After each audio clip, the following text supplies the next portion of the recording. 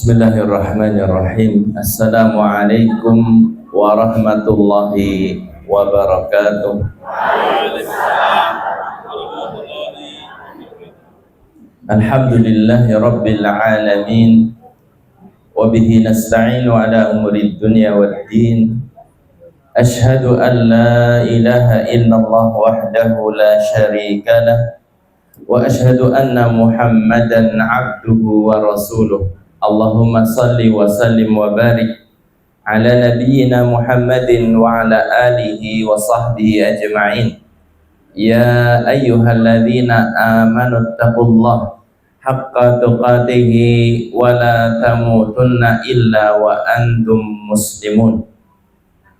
Yang saya hormati Pak Dr. Monte beserta keluarga selaku tuan rumah, yang saya hormati pula segenap punggawa Majelis Taklim GM, Bapak Ibu sekalian kaum muslimin muslimah, jamaah Majelis Taklim yang dimuliakan oleh Allah.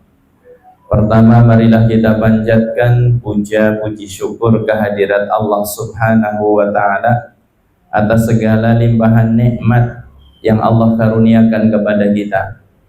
Di kesempatan pagi ini Allah mudahkan kita berkumpul.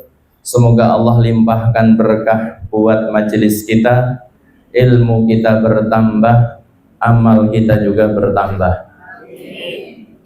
Salawat serta salam semoga senantiasa terlimpah tercurah bagi panutan kita Nabi besar Muhammad sallallahu alaihi wasallam, keluarganya, para sahabatnya, demikian juga umatnya yang setia hingga akhir zaman.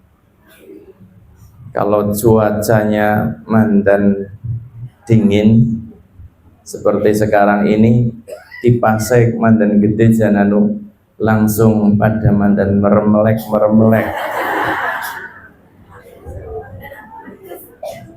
Sapa sing rumangsa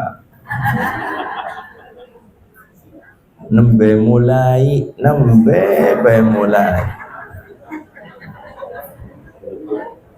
embanek atau kang meranjen tekan ngeneh ditinggal turu.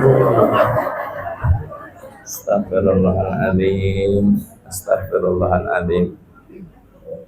Nek ustadz berhalangan ditakok-takok, nah ustadz ini ora rawuh, bahasa teka anu kok priwejal ya. Ada masalah apa? Itu yang sering saya keluhkan ke jamaah. Nek saya nggak hadir, yang WA itu tidak cuma satu orang, tapi ketika pas saya hadir ya seperti itu, orang ditinggal turu, ditinggal kandahan. Itu penyakit. Dan sesungguhnya itu memang benar-benar godaan setan. Setan itu nggak mungkin akan rela panjenengan upgrade keilmuan. Setan nggak akan rela panjenengan upgrade keimanan, nggak mungkin akan rela. Karena mereka menghendaki panjenengan itu terhina di dunia dan di akhirat. Sementara orang-orang yang mau belajar akan dimuliakan di dunia dan juga di akhirat. Maka bagaimana caranya yang sudah semangat datang dari rumah ke majelis taklim, kadang-kadang tekan tempat majelis taklim kelalen apa? Kandahan karo kanca batir. Nyuwun sewu ini sering saya ingatkan seperti ini. Jangan zolimi teman jenengan yang samping kanan samping kiri dengan ngajak ngobrol. Demi Allah jenengan tanggung jawab. Kawit ngumah niate apik-apik kepengin sinau diajak kandahan nang jenengan. Dadi ora kemutan apa sing diwulangna. Jenengan tanggung jawab masalah itu. Maka tolong ketika ada majelis taklim, siapa saja sudah yang menyampaikan. Nek wonten lakban jane nggih tempel langsung ngatos niku. Tapi jane nggih mboten kudu lah kados niku. Kur gari menang tok apa angele sih? Lah gue Ustaz sing angel banget. La ilaha illallah. Bapak Ibu sekalian rahimani wa rahimakumullah, di majelis kita pagi ini di naungan berkahnya bulan Muharram kita akan bahas sebuah judul, jangan berlebihan. Bapak Ibu sekalian rahimani wa rahimakumullah, yang secara global gambarannya adalah kita akan membicarakan tentang tidak boleh berlebihan dalam masalah agama, tidak boleh berlebihan dalam urusan keduniawian. Itu globalnya seperti itu. Bapak Ibu sekalian rahimani wa rahimakumullah, Islam agama yang telah disempurnakan, dan agama ini adalah agama yang mengajarkan keseimbangan, membawa manusia ke jalan pertengahan, tidak ekstrim kanan, tidak pula ekstrim kiri. Namun Islam membawa penganutnya untuk bersikap pertengahan di segala sesuatunya.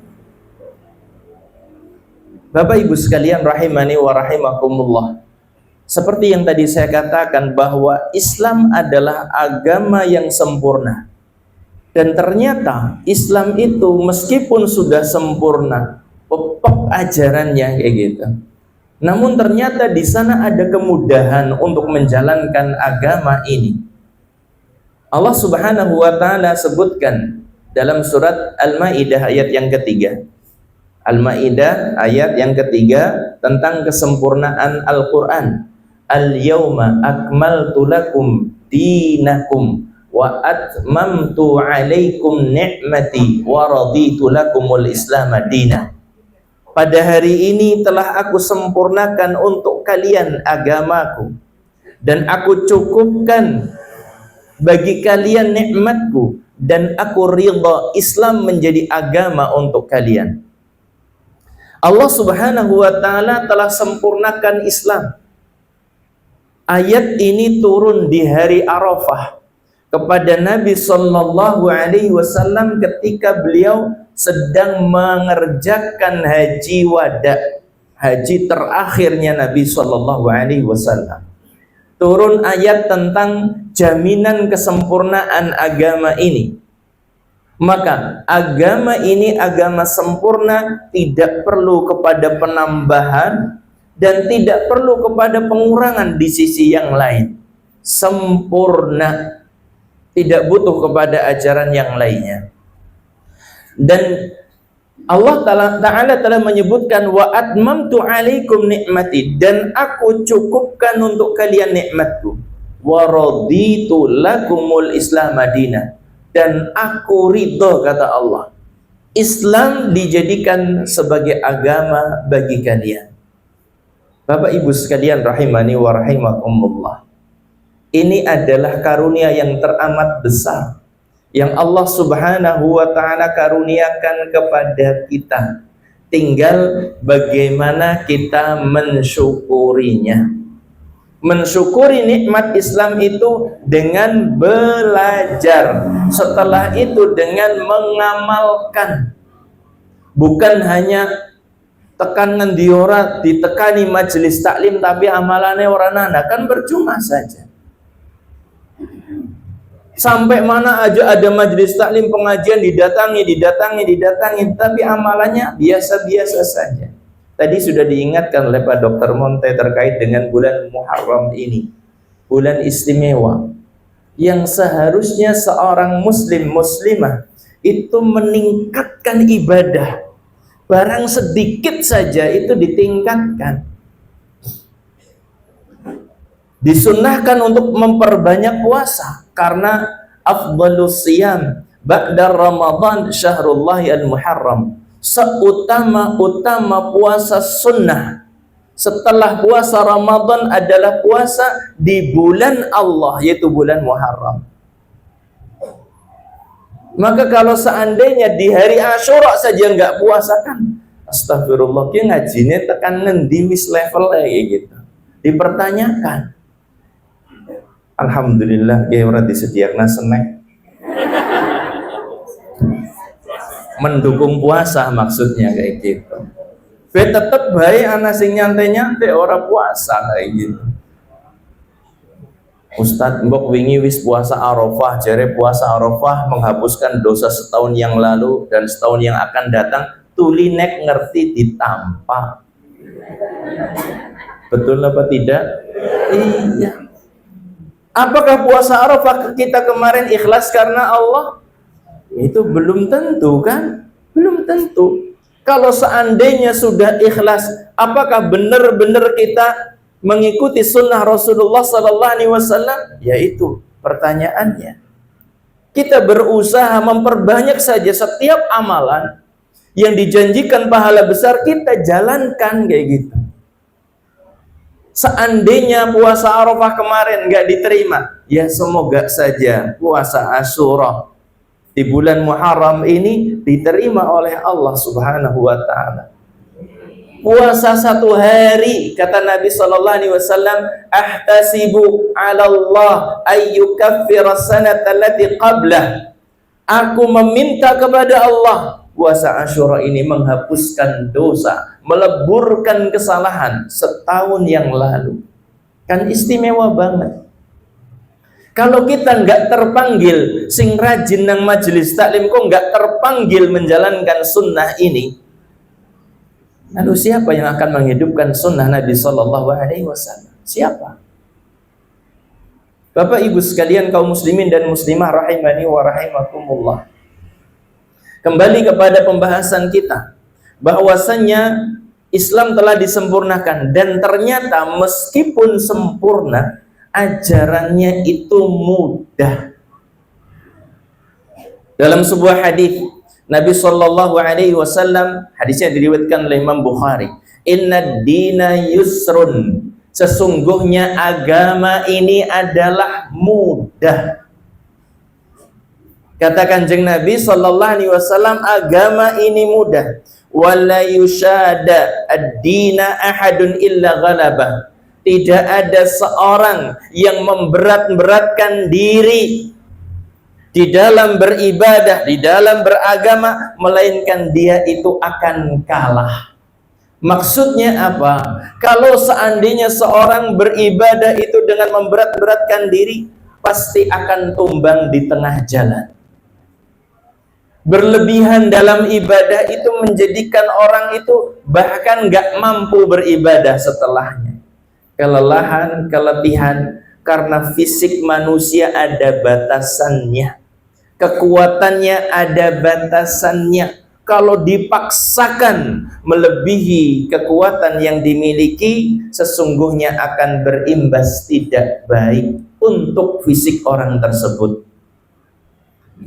Jamaah sekalian rahimani wa rahimakumullah. Ini bahasan pertama. Islam itu telah sempurna dan Islam itu mudah untuk diamalkan. Nyuwun sewu. Apa sih di antara ajaran Islam yang tidak bisa dilakukan oleh manusia? Secara umum ya, secara umum. Siapa yang nggak bisa rukuk? Rukuk. Siapa yang nggak bisa rukuk? Ada di sini yang nggak bisa rukuk?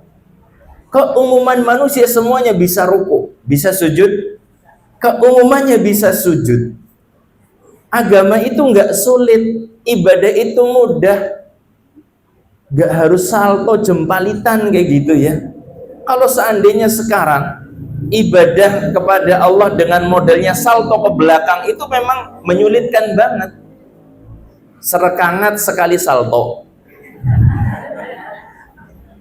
Rata-rata di antara kita nggak bisa kayak gitu.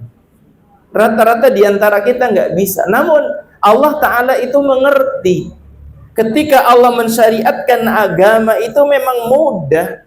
Rata-rata kebanyakan di antara kita mampu mengerjakannya. Hanya ada yang mau, ada yang tidak mau. Itu kita dapati semacam itu. Tapi Ustadz, ibadah haji deneng angel, jadi agama wis disempurna. Itu karena pola manusia yang menyebabkan haji itu jadi angel. Ada orang yang pola kemudian menjadikan nyumpel antrian begitu panjang. Dampak dari apa? Talangan haji. Itu problemnya di situ sebenarnya. Nggak tahu bagaimana nanti penanganannya, menman dan lancar setitik kayak gitulah. Orang ngantri ngantekan 30 tahun, tetapi yang ngantri-ngantri ya 5 tahun, pas seperti itulah orang pati yang kesuwen gitu ya. Stop, pun, dilanjut nah, gawe pengajian dewek. Kita lanjutkan. Dalam berislam kita dianjurkan untuk bersikap pertengahan.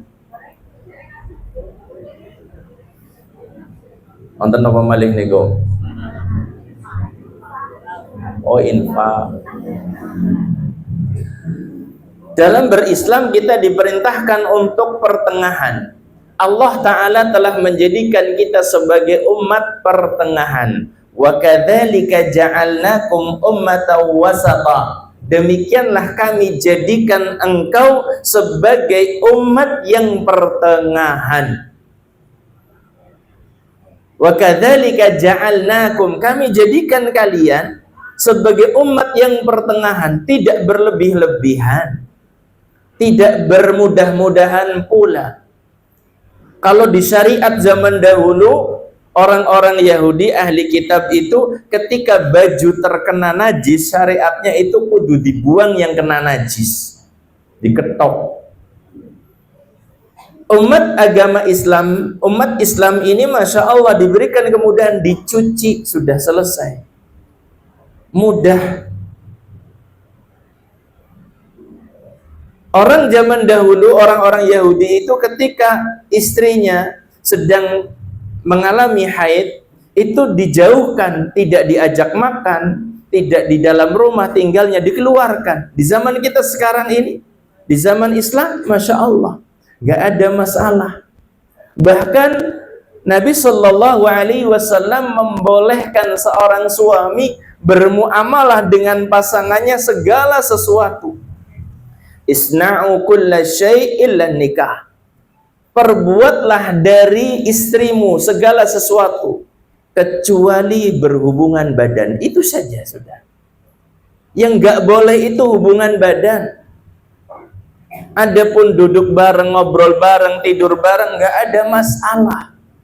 Kalau di syariat dulu gak boleh seperti itu. Maka Islam ini memang ummatan wasata, umat yang pertengahan.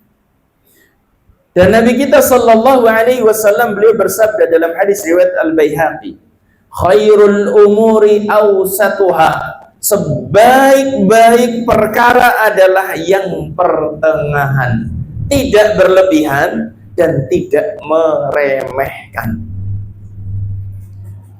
Kaum muslimin dan muslimah, Bapak Ibu jamaah majelis taklim yang dimuliakan oleh Allah, berlebih-lebihan itu adalah tidak baik. Berlebih-lebihan itu adalah tercela.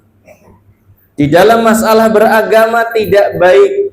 Berlebih-lebihan dalam urusan dunia juga tidak baik. Allah Ta'ala melarang sikap berlebih-lebihan. Di dalam surat An-Nisa ayat yang ke-171. An-Nisa 171. Allah Subhanahu wa taala berfirman, ya ahlal kitab la taghlu fi dinikum. Wahai ahli kitab, janganlah kalian bersikap berlebih-lebihan dalam agama kalian. Ustadz, tapi itu kok bunyinya ahli kitab. Memang Allah Ta'ala berfirman tertuju kepada ahli kitab, namun ibrahnya adalah untuk kita semuanya. Jangan berlebih-lebihan di dalam beragama. Itu perintah atau larangan dari Allah kepada ahli kitab Yahudi Nasrani. Demikian juga kita sebagai umat Islam tertuntut untuk tidak berlebih-lebihan dalam beragama.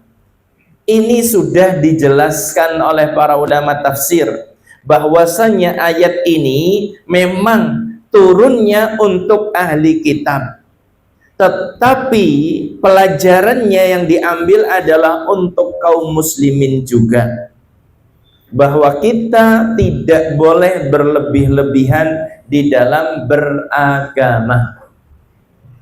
Kenapa kita tidak boleh berlebih-lebihan? Nabi Shallallahu Alaihi Wasallam memberikan pemaparan bahwa berlebih-lebihan dalam beragama menjadi sebab binasanya umat sebelum umat Islam.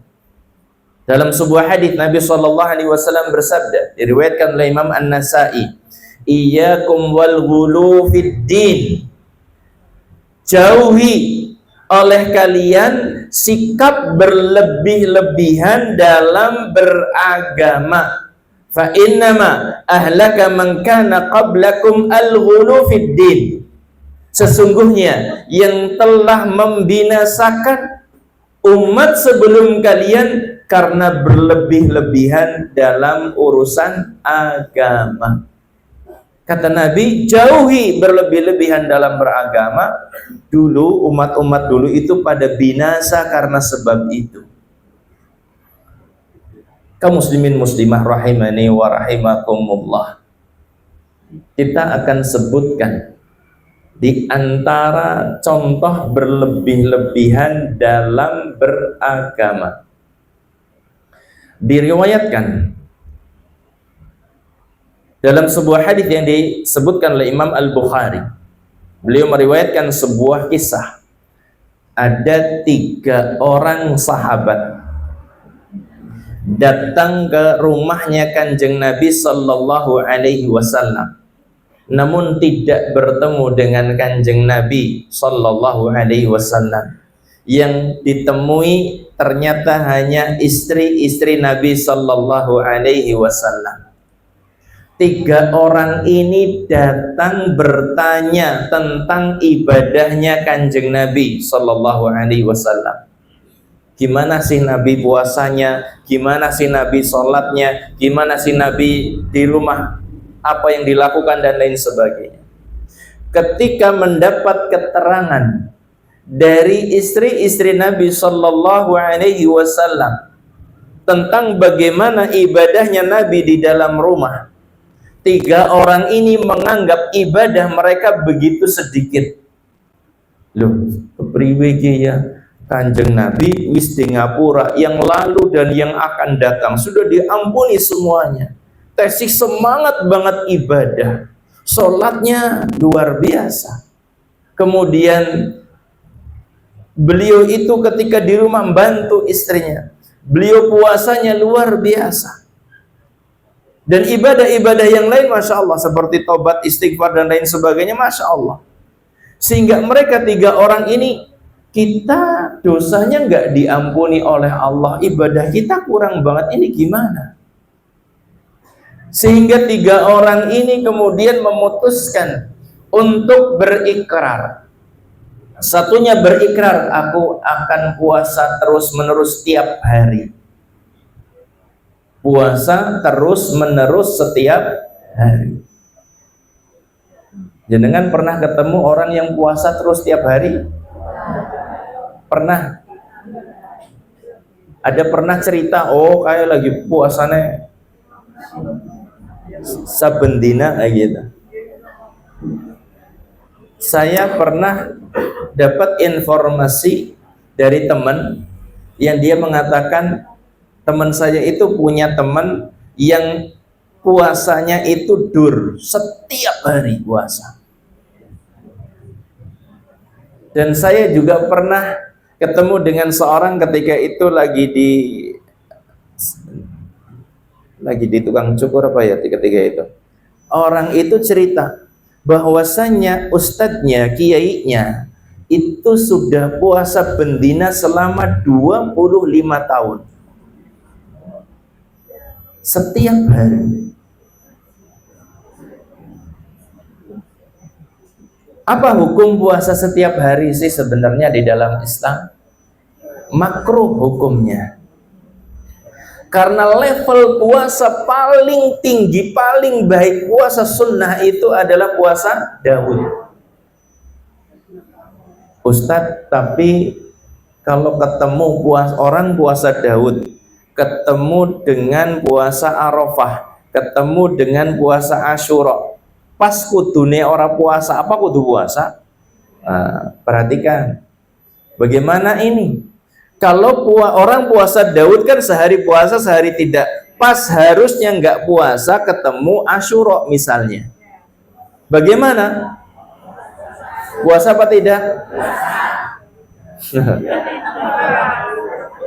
Nyuwun sewu, puasa Daud itu jangan ditambah dengan puasa Senin Kemis, jangan ditambah dengan puasa Ayyamul Bid, tetapi dengan puasa yang momenan tambahi, nggak ada masalah. Tambahi, nggak ada masalah. Karena sifatnya ini momenan dan fadilahnya begitu besar. Bisa dipahami? Nah, jadi karena sifatnya kan setahun cuma sekali, Arafah kan setahun sekali, Asyura juga setahun sekali, fadilahnya gede banget, maka tambahkan tidak apa-apa.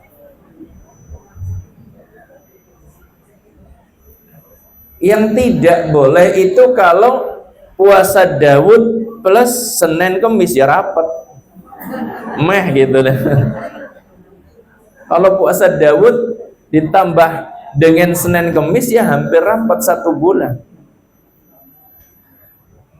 Orang ini puasa, yang datang ke rumah Nabi SAW mengatakan mau puasa setiap hari. Ya tentunya ya kalau sore buka, pas sebelum subuh sahur kayak gitu, puasa setiap hari. Kemudian satunya lagi mengatakan, aku akan membujang terus menerus biar tidak terganggu dengan urusan duniawi. Ora gelem menjomblo seumur hidup. Kemudian yang ketiga mengatakan, aku akan sholat malam terus menerus. Pokoknya kalau malam ya isya sampai subuh sholatnya. 3 orang ini niatannya bener-bener ya istimewa, kan pengen tambah ibadah kayak gitu.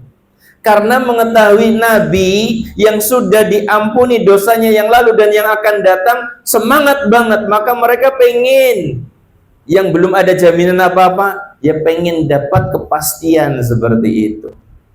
Namun apakah ini direstui oleh Nabi SAW? Tidak direstui oleh Nabi, apalagi sampai dipuji. Direstui aja tidak, lanjutkan kayak gitu, tidak. Apalagi sampai dipuji oleh Nabi SAW. Ketika Nabi mendapati informasi ada 3 orang mengikrarkan untuk ibadah berlebihan, beliau mengatakan, menemui mereka, antumul ladzi qultum kadza wa kadza, kaliankah ini yang mengatakan seperti ini dan seperti itu, yang meniatkan ibadah dengan begitu luar biasa? Kemudian Nabi SAW mengatakan, amma wallahi inni la akhsyakum lillahi wa atqakum lahu. Demi Allah, aku ini orang yang paling takut kepada Allah. Aku ini orang yang paling takwa kepada Allah. Nabi SAW paling takut kepada Allah, paling takwa kepada Allah. Namun prakteknya seperti apa? Beliau menjelaskan, yang paling takwa, yang paling takut kepada Allah modelnya kayak gini loh. Lakinni asumu wa uftir. Aku berpuasa, aku berbuka di hari yang lain. Wa usalli wa arqud. Aku sholat malam dan aku tidur di sebagian malam. Wa atazawwajun nisa, dan aku menikah, kata Nabi. Yang paling takwa aja jalaninya seperti ini ibadah, gak berlebihan. Yang paling takut kepada Allah seperti ini modelnya. Kemudian Nabi SAW mengatakan, faman raghiba an sunnati falaysa minni. Hadits ini sering banget disampaikan dalam khutbah nikah ya. barang siapa yang tidak suka kepada sunnahku, maka dia bukan umatku, kata Nabi SAW. Nabi ketika berpuasa ya di hari yang lainnya berbuka. Ketika salat malam, sebagian malamnya beliau tidur, sebagian malamnya beliau salat. Dan beliau menikah.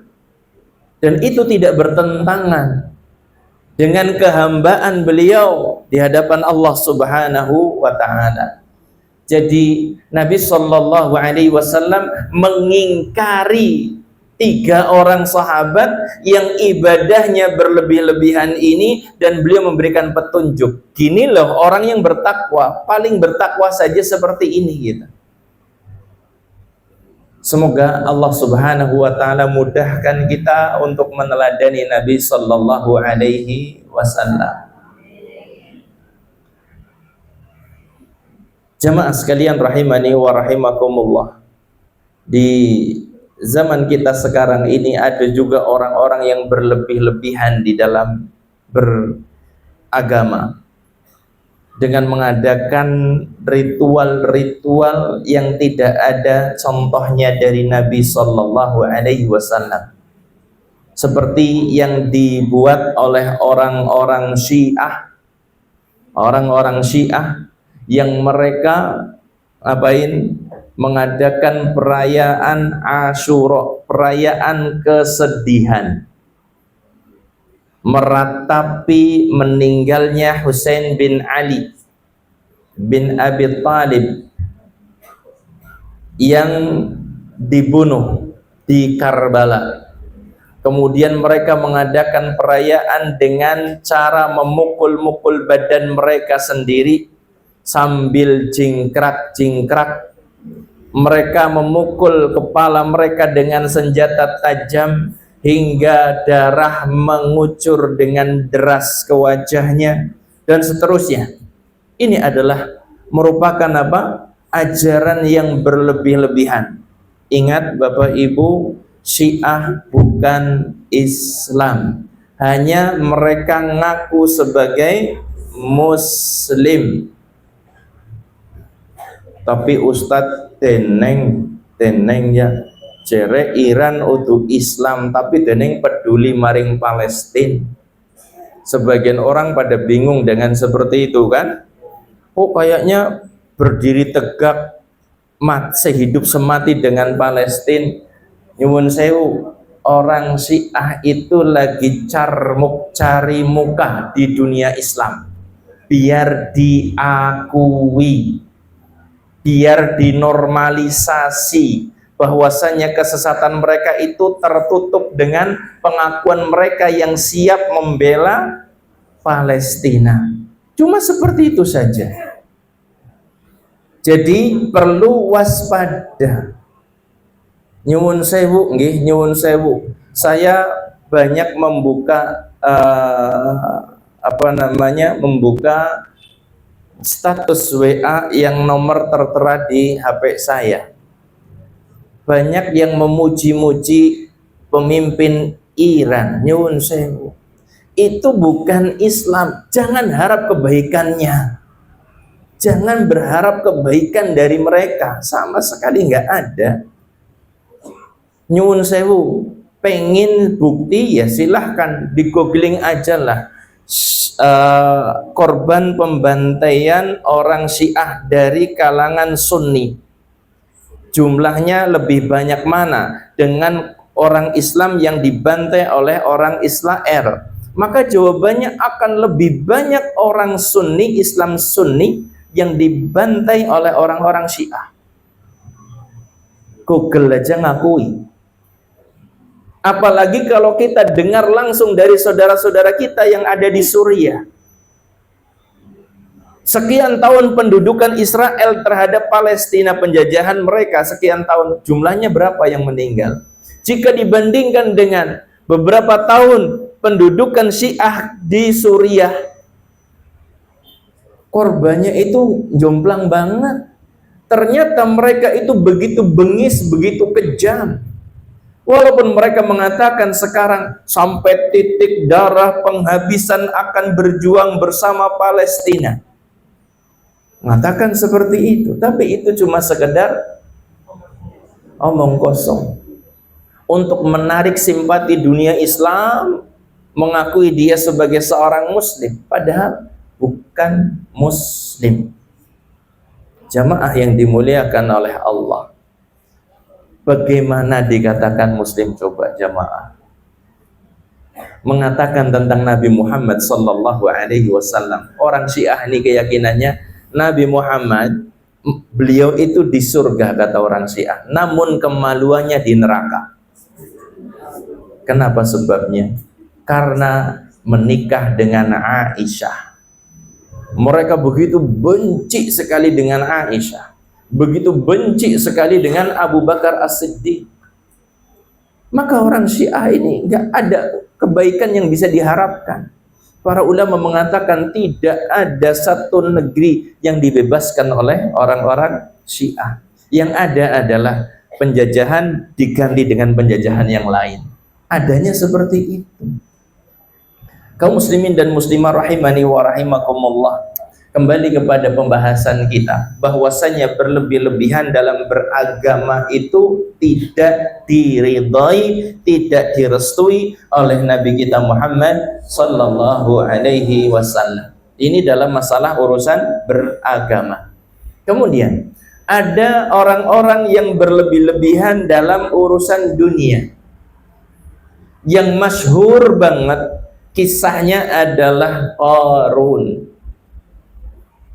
Orang yang berlebih-lebihan dalam urusan dunia, tenggelam dalam kesenangan, tenggelam dalam menumpuk-numpuk harta, sehingga lupa bahwa tempat kembali yang sebenarnya adalah akhirat. Sering saya mengingatkan, tahun baru Hijriah ini menjadikan kita harusnya tersadar jatah umur kita itu semakin sempit. Perjalanan kita setelah dunia ini semakin nyata di hadapan kita. Jangan tertipu dengan dunia. Nyuwun sewu, saya mau minta ini keterangan dari jenengan yang hadir di majelis ini yang usianya di bawah 40 tahun, angkat tangan. Satu orang laki-lakinya, perempuannya satu, yang lainnya 7 bulannya kesepuan kabeh. Kesepuan kabeh. Cuma 2 orang yang di bawah 40 tahun. Mau dibawa kemana diri ini sebenarnya jamaah? Mau dibawa kemana? Kita bertambah terus umurnya, semakin sedikit sisa usia kita, otomatis peluang taubat juga semakin sedikit kan? Iya.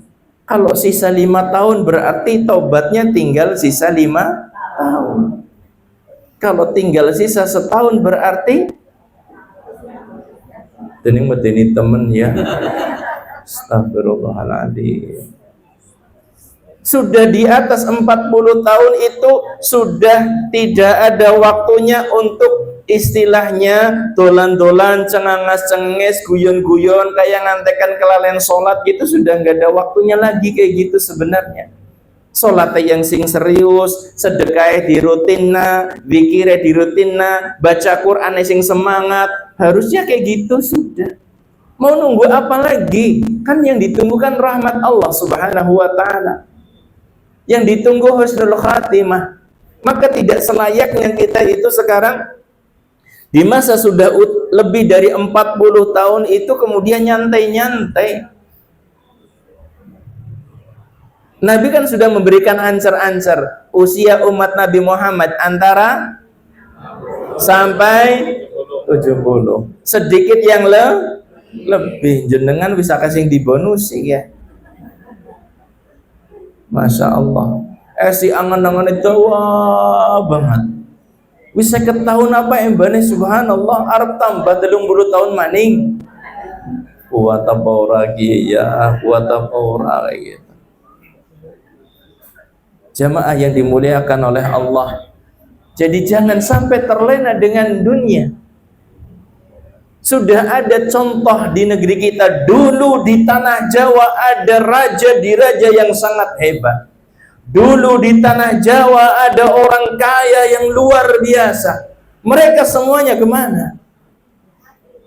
Mereka meninggal. Sudah menghadap kepada Allah, mempertanggungjawabkan apa yang mereka usahakan di muka bumi. Kita juga bakal seperti itu. Nanti beberapa generasi setelah kita akan menceritakan tentang kita. Dulu di sini ada seorang yang namanya Fulan bin Fulan, Fulanah binti Fulanah, Fulanah binti Fulan. Akan disebutkan seperti itu. Kita mau kemana ini? Mau kita persiapan, berbekal di dunia ini dengan apa? Dengan takwa. Dan takwa nggak mungkin akan bisa diraih oleh seorang tanpa ilmu, nggak mungkin. Maka panjenengan bersyukur kepada Allah ketika difasilitasi. Di sini ada majelis taklim, di sana ada majelis taklim, sebelah sana lagi ada majelis taklim, sebelah sana lagi ada majelis taklim. Bersyukur kepada Allah. Bersyukur kepada Allah karena inilah bekal terbaik untuk masing-masing kita. Nambah pengetahuan agama, nambah amal, sudah. Jamaah sekalian rahimani wa rahimakumullah. Allah Subhanahu wa taala menyebutkan tentang Qarun. Inna Qaruna kana min qaumi Musa fabagha alaihim. Surat Al-Qasas ayat yang ke-76.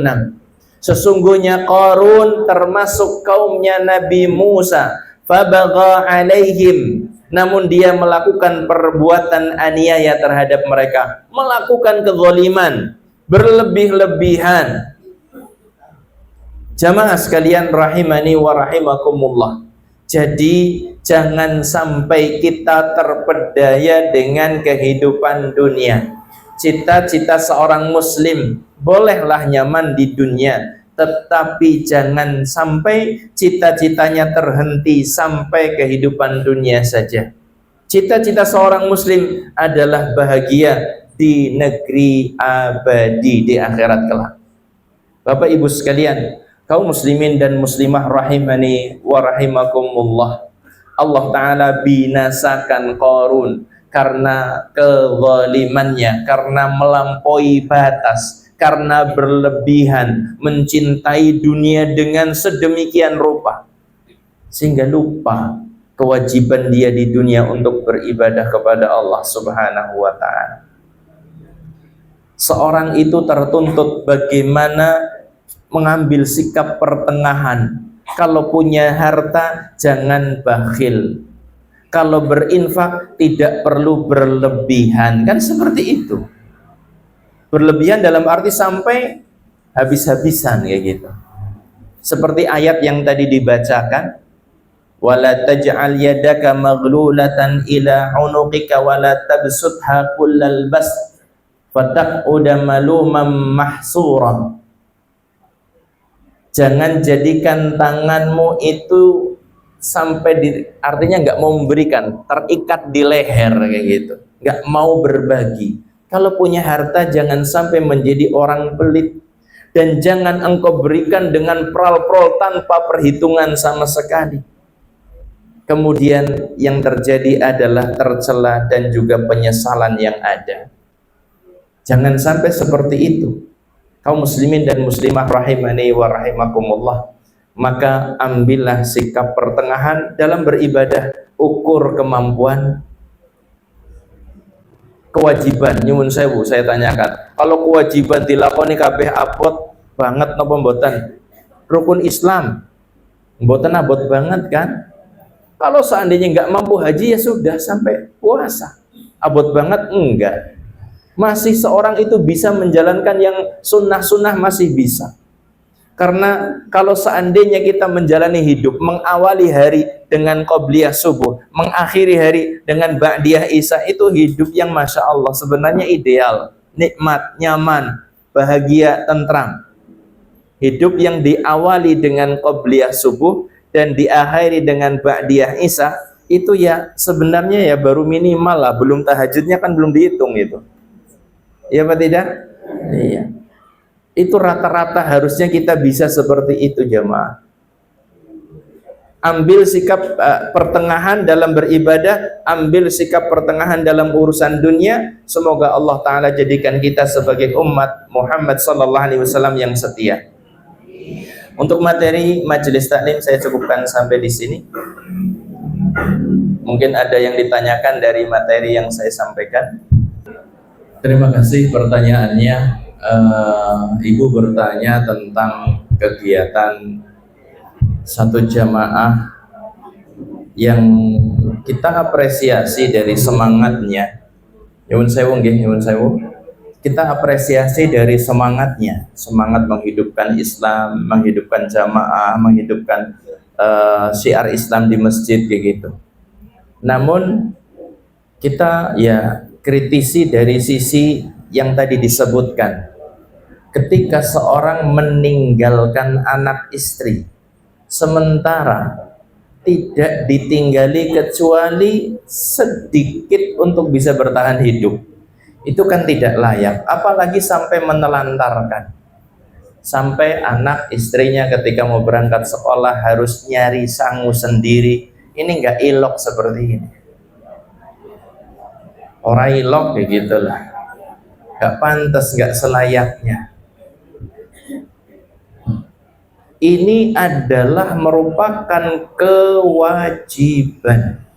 Sementara dia mendakwahkan kepada sholat, kepada ketaatan, itu adalah setelah itu harusnya kayak gitu. Karena Nabi Shallallahu Alaihi Wasallam mengatakan, kafa bil mar'i ithman ayyudayyi'a man yaqut. Cukup seorang itu dikatakan berdosa ketika dia tidak ngurus orang yang di bawah tanggungannya. Cukup seorang dikatakan berdosa ketika dia tidak tanggung jawab nafkah istri dan anaknya. Nah punten, saya juga punya bulik saya, suaminya juga aktivis yang sama seperti yang ditanyakan tadi. Namun ya saya dapati mesake gitu, setelah aktif di jamaah tersebut kayaknya semuanya entong-entongan gitu. Itu yang saya dapati. Yang tadinya punya toko grosir di Jakarta Utara, punya toko grosir model sapu dan lain sebagainya, karena di sana jadi pengepul sapu produksi dari Cilacap, itu model sapu keset dan seterusnya kayak gitu ya. Ya kayak ditinggal begitu saja, nggak dipedulikan. Yang saya lihat kurang berimbang kayak gitu. Kalau seandainya keimbang dalam artian dunia akhirat, ya, ini dalam masalah nafkahnya itu tadi kurang prioritas. Keluarga kurang dapat perhatian, anak-anaknya seperti apa kurang diperhatian. Yang penting sampai India, Pakistan, Bangladesh sudah. Di antara mereka kan seperti itu. Untuk apa? Dakwahnya ke sana kayak gitu ya. Kayaknya sudah wah banget gitu ya. Ketika sudah sampai sana. Jadi saya mengkritisinya dari sisi itunya kayak gitu ya. Dan ada PR yang begitu penting banget di masyarakat kita. PR-nya kan bukan hanya sholat sebenarnya, akidah, keyakinan. Nyuwun sewu, apa artinya kalau seandainya jenengan rajin sholat, ada masalah lari ke kuburan dongan kana? Apa artinya coba? Apa artinya jenengan rajin sholat tapi kemudian ketika barangnya hilang tanyanya ke dukun? Apa coba? Nggak ada nilai sholatnya itu. Rajin sholat tetapi mau barang gawe dadak etung-etungan, suruh ge ora layak membarang gawe. Padahal justru kalau mau ngarep sumbangan, itu banyak orang kan barang gawe ngarep sumbangan gitu. Nyuwun sewu terus terang mau. Nek bulan suruh kan nggak ada saingannya. Pas wingi kan ya Allah, undangan sing jenenge undangan ki ugal-ugalan teman ya. Dzulhijjah sedina bisa telu. nek arep golek sumbangan di bulan sini ini lagi kosong-kosongnya orang itu lagi omber-ombernya gitu. Apa malah sudah habis-habisan kemarin? Jadi tidak ada artinya sih seandainya kalau sekarang orang rajin sholat tapi ketika masih ngitung hari sial, hari baik, perjodohan, oh tanggal lahir pira, kene tanggal lahir pira, ketemu meduk apa orang nek orang meduk ora dadi. Jangan. Ini sayang kalau rajin sholat masih seperti ini kayak gitu. Maka saya menitik beratkan kepada tadi saya yang sampaikan bahwasanya kita apresiasi semangatnya yang luar biasa menghidupkan syiar Islam. Namun kesalahan kalau dia sampai menelantarkan istri dan juga anaknya. Allahu a'lam bishawab.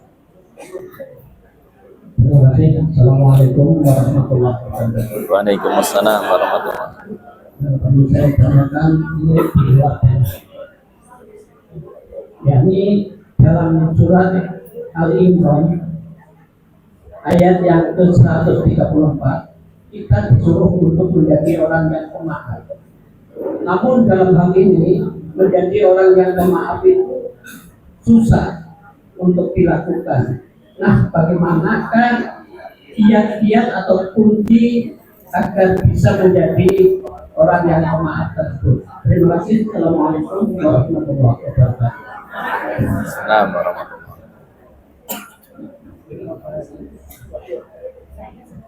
Di dalam surat Ali Imran Allah Subhanahu wa taala sebutkan di antara sifat orang yang beriman adalah al-kadhiminal ghaidha wal 'afina 'anil nas, mampu meredam amarah dan memberikan maaf kepada orang lain.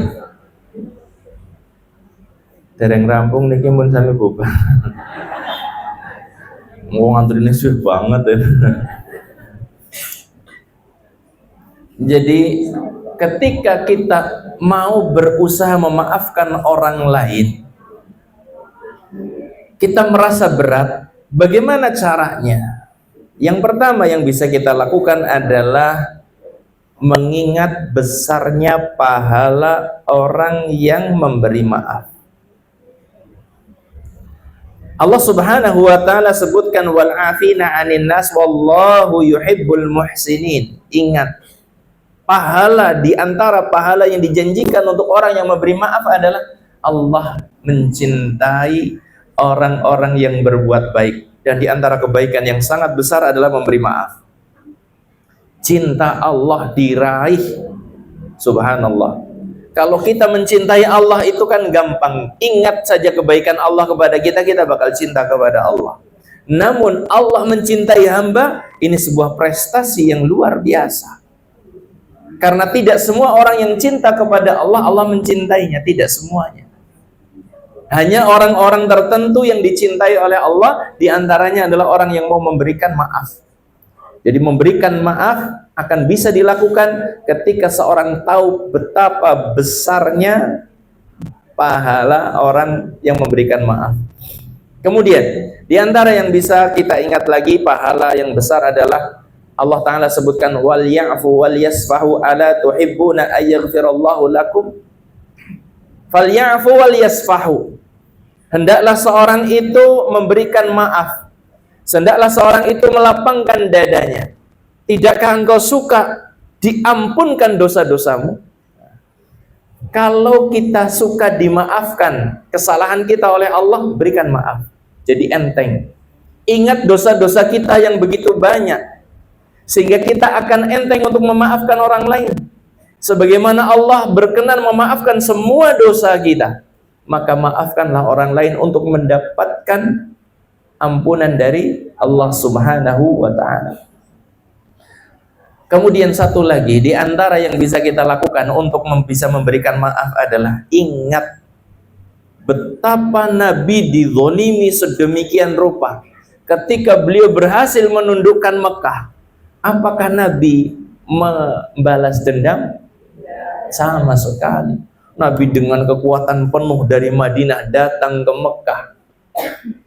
Beliau tidak mencari mana dulu yang gemagusan. Kan nggak mengatakan seperti itu. Mana dulu yang menyiksa Bilal, mana dulu yang mengusir aku, mana dulu yang melakukan pemboikotan. Nggak sama sekali. Dimaafkan semuanya. Maka di saat itulah didapati idza jaa nasrullahi wal fath wa ra'aitan nasa yadkhuluna fi dinillahi afwaja. Masuk ke dalam Islam dengan berbondong-bondong. Karena apa? Dimaafkan oleh Nabi Sallallahu Alaihi Wasallam. Itu diantara yang bisa kita lakukan ketika kita merasa berat untuk apa? Memberikan maaf. Terima kasih atas perhatiannya. Ini saja mungkin yang bisa kita bahas di majelis kita kesempatan pagi ini. Bahagia sekali saya bisa hadir di tengah panjenengan semuanya. Semoga Allah Ta'ala menerima amal ibadah kita di bulan Muharram ini. Semoga Allah Ta'ala terima puasa Asyura kita. Semoga Allah Subhanahu wa Ta'ala berikan taufik hidayah pada kita semuanya. Amin ya rabbal alamin. Ini saja, terima kasih.